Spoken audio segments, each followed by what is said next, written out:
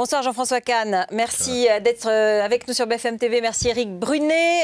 Marianne, titre, dégage, c'est le mot, je cite, qui court de révolte en révolte. Pourquoi il pourrait devenir d'actualité même en France? Et vous finissez votre papier, 1 million d'Égyptiens sur la place Tahrir, 1 million d'opuscules de Stéphane Hessel vendus. Il y a vraiment un rapport. Pour vous, c'est vrai? Oui, d'abord, il faut dire que c'est extraordinaire ce mot dégage, parce qu'avant, en France, il y a 50 ans, on disait gaume pour dire qu'un type devait dégager. Et maintenant, même dans un pays anglo-saxon, on dit dégage. Donc c'est le plus beau succès de la francophonie depuis longtemps. Et je crois que bientôt, on entendra en Italie des centaines de milliers de personnes disant dégage. Et j'espère que des millions de personnes diront dégage en Chine. Non, déplaise à Madame Parizeau. Et en France, alors, quand vous dites votre titre, c'est pourquoi il pourrait devenir d'actualité même en France. En France et partout. Hosni Je veux dire Moubarak, pourquoi. Nicolas Sarkozy, Quelle est la raison de l'explosion? Non, c'est pas ça. C'est pourquoi. Ah bon. Quelle est la raison de l'explosion?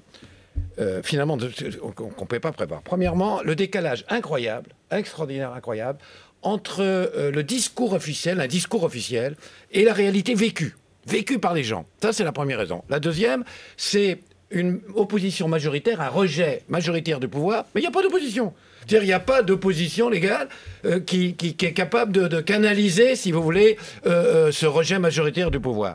Le troisièmement, c'est un parlement. Vous avez, comme en Égypte, en Tunisie, un parti représentant 80% des députés, etc., alors qu'il est minoritaire dans le pays. Le quatrième élément, qui est très important, c'est un régime présidentiel très centralisé, enfin, où le président s'occupe de tout, décide de tout. Il peut mettre sa femme en avant, comme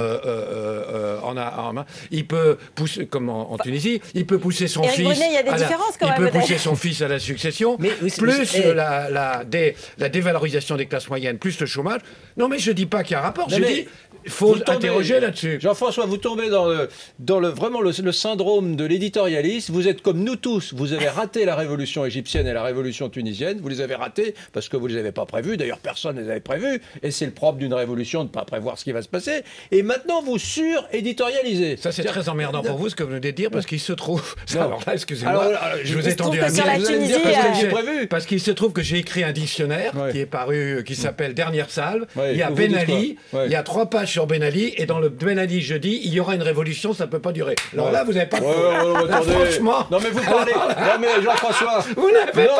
Laissez-moi parler. Bon, alors maintenant, Éric Brunet va parler. Allez. Vous parlez tellement qu'il est possible que vous ayez prévu ça. Si vous l'aviez vraiment prévu, il y aurait eu un numéro spécial de Marianne quelques jours avant le 17 décembre, le jour où ce jeune homme s'est immolé. Non, mais ce que je veux dire, c'est par là, vous savez très bien qu'on s'est planté. Moi, je ne pense pas qu'on puisse faire de parallèle entre cette immense aspiration démocratique qui est exaltante, qui se passe dans le monde arabo-musulman, dans le nord de l'Afrique, et puis l'Europe. Non, moi, je ne vois pas... Oui, alors, quoi, la surreprésentation du pouvoir, Carla Bruni Sarkozy, c'est un symbole de cette... Non. C'est vous qui en tirez les conséquences. Il y a quand même un système judiciaire, il y a quand même pas de corruption de la même façon. Il y a quand même...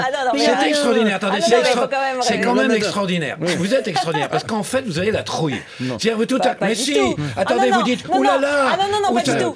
Non, moi je pense qu'il n'y a pas à comparer un système totalitaire et un système démocratique. Mais c'est ce que j'écris. Je suis catégorique là-dessus. C'est ce que j'écris. J'ai pas la trouille. De tout l'article, c'est ce que j'écris. Pourquoi vous ne dites pas? Mais le seul fait, et c'est un vrai problème que je dis, attention, ça n'a aucun rapport. Et tout ce que vous venez de dire, je le dis, ça n'a aucun rapport. Mais attention, quand même, il y a des facteurs d'explosion qui doivent nous interroger. J'ai l'impression que dire ça, on n'a pas le droit. C'est interdit. Non, mais Jean-François Kahn, bon, écoutez, je ne ferai plus, je vous jure, je ferai plus. Je vais être gentil. Je vais me mettre à 4 pattes. Mais ça, c'est un fantasme de journaliste. On sait très bien que les journalistes sont majoritairement de gauche. Et donc, ce parce que moi, je suis de gauche, peut-être. Je ne parle pas de vous, notre profession. Et il y a ce fantasme. À quand la révolution? On joue les apprentis sorciers. On dit, oh là là, attention. Et Mélenchon est là, et Marine Le Pen est là. Et il y a beaucoup de gens insatisfaits. La réalité, c'est que... Non, mais laissez-moi parler. La réalité, c'est que la France est un pays assez bourgeois, qui n'a aucune aspiration révolutionnaire, à part que quelques syndicats de magistrats qui râlent tout le temps et des enseignants qui réclament plus de moyens. À part cela, les gens sont plutôt satisfaits de l'équation française. C'est formidable. Voilà. Je voudrais bien qu'on le rediffuse, qui dit là, en boucle.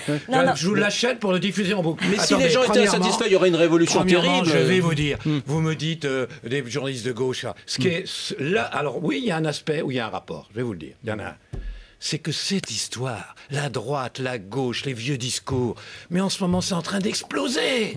Il y a des phénomènes où vous voyez des gens qui sont ensemble, il y a des libéraux, des socialistes, etc., qui sont ensemble, qui portent, si vous voulez, une volonté de renouveau, une volonté de changement, et ça dépasse les vieux clivages. Langue de bois. C'est archaïque, c'est de l'histoire de momie. Et la deuxième, c'est qu'aller dans le pays. Excusez-moi, allez parler aux gens, écoutez les rages, les gens qui voient à quel point ce qu'on leur dit n'a aucun rapport avec ce qu'ils vivent, avec ce qu'ils subissent. Pardon, vous n'êtes pas conscient de ça. La souffrance sociale a toujours existé, et ça a toujours été... Mais laissez-moi parler une seconde. Elle a toujours existé, et il y a toujours eu des professionnels de la politique, des révoltocrates, des rebellocrates, qui ont utilisé cette violence sociale. Entendez-moi quand je vous dis que sur 65 millions de Français, il n'y a pas 65 millions de gens qui sont dans la souffrance, qui sont désespérés, qui attendent la révolution. Non, comme dans tout pays, et il y a une grande majorité de gens qui, dans cette équation française, sont plutôt satisfaits. Et ceux-là ne feront pas la révolution. Mais j'ai pas dit ça. Mais pourquoi vous êtes dans un cadre absolument stéréotypé? Non, pas du tout. En revanche, écoutez au moins une chose, puisque le reste, de toute façon, vous l'écouterez pas. C'est que mais si, on écoute tout à fait. Tout le monde écoute. Quand vous avez une majorité de gens, à tout raison, on peut considérer qu'ils ont tort. Ça, là, je suis d'accord. Une majorité de gens qui sont majoritairement rejettent le pouvoir, mais qui a une opposition qui est incapable de porter et de canaliser cette protestation et ce rejet, c'est toujours extrêmement inquiétant. Non pas que ça veut provoquer une révolution. À la limite, ça serait pas mal une révolution. Non, je crois pas. Mais des révoltes, oui, des explosions, oui, c'est possible. Ne nous faisons pas d'illusions. C'est possible. Et il vaut mieux être lucide. Enfin, moi, je reviens quand même. Je suis sûre que les gens dans la rue au Caire et ceux qui étaient dans la rue à Tunis, ils rêvent d'une chose, c'est d'un système à la française. Oui. On est d'accord. On est d'accord. Un système démocratique. Il y a un côté. Oui, mais de vivre dans un système. Il y a un côté mai 68. Il y a un côté 1830. Ouais. À mon avis, ils sont très fascinés par l'histoire de France, la Révolution française. Il y a un côté 1830. C'est-à-dire que ceux qui ont pris l'initiative, ça c'est très intéressant. C'est pour ça que je dis 1830. C'est vraiment les fils de la petite et de la moyenne bourgeoisie, qui en effet disent, mais attends, c'est pas possible. Aujourd'hui, on peut pas, au XXIe siècle, avoir des régimes aussi complètement rétrogrades, etc., et qui veulent en effet une démocratie occidentale. Ça, je crois, oui. Mais c'est vrai qu'il a raison sur un point, il a commencé par ça, Jean-François Kahn, c'est que, je veux dire, le système, l'idéologie, entre gros guillemets, française, l'aspiration démocratique française, la révolution française, tout ça est remis au goût du jour aujourd'hui par les Égyptiens et les Tunisiens. Et ce dégage, il est très symbolique du retour de la France dans l'imaginaire des gens. Mais au Maghreb, c'est évident qu'avec la télévision française, avec la culture française, c'est aussi le modèle français qui est là le modèle historique, hein, pas vous allez lui faire mal, lui dites pas ça, vous allez lui faire mal, ne lui diite pas que les Tunisiens rêvent de Sarkozy, vous allez me le faire pleurer. Non, de la France. Vous savez que je vais vous raconter une histoire au Maroc, en Égypte. Ils ont tartiné la presse. Il y a une petite... Contrairement à ce en Tunisie, il n'y a pas de presse d'opposition. Il n'y avait pas. C'était horrible, c'était totalitaire. Mais en Égypte, il y a une presse d'opposition.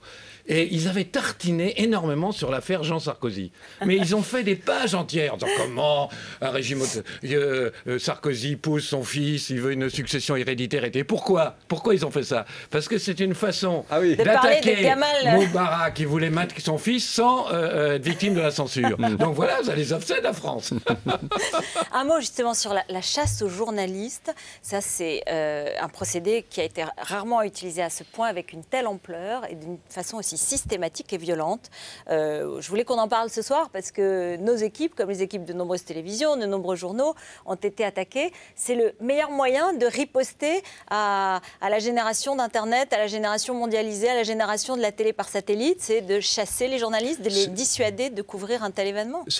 Outre que c'est tragique, c'est désespérant d'inutilité. C'est ça qui est confondant. Moi, si j'étais un dictateur, je ne ferais pas comme ça. C'est absurde. Enfin, il n'y a pas de façon plus inefficace, plus inefficiente de se mettre le monde occidental à dos, les citoyens égyptiens à dos. C'est absolument stupide et ça ne laisse pas de m'étonner. Je ne comprends pas qu'il puisse y avoir des directives qui sont données comme celle-ci à la police politique, aux forces de l'ordre. Donc c'est confondant de bêtises, y compris, c'est le paradoxe savoureux, y compris pour des dictateurs. Mais je ne crois pas.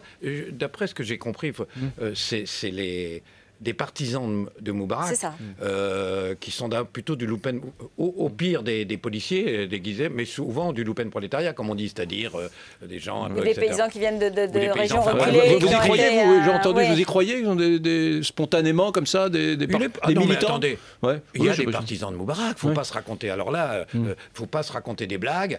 Genre, le peuple, ça n'existe pas. Le peuple, c'est pas 100% des gens, ça n'existe pas. Bien, même en Tunisie, il y avait des partisans de Ben Ali. Bien sûr, il y en avait. Et il y a des partisans de Moubarak, donc c'est pas absurde. Non, mais que ce soit eux qui ont opéré ces actions sur les journalistes. Ce qui est intéressant, c'est que, alors qu'on dit il y a un danger islamiste, etc., pour le coup, la xénophobie, la haine de l'étranger, la haine de la presse, c'est pas venu des manifestants anti-Moubarak, c'est venu des pro-Moubarak. Ça, c'est intéressant, symboliquement. Merci beaucoup. Merci beaucoup à tous les deux. La une de Marianne, c'est dégage alors. Nous allons dégager pour laisser le Sarko Info. Oui, on va en parler de beaucoup. ce mot, vous allez voir, ça va, c'est vrai. Oui, dégage. Dégage. Dégage, à l'égyptienne, dégage.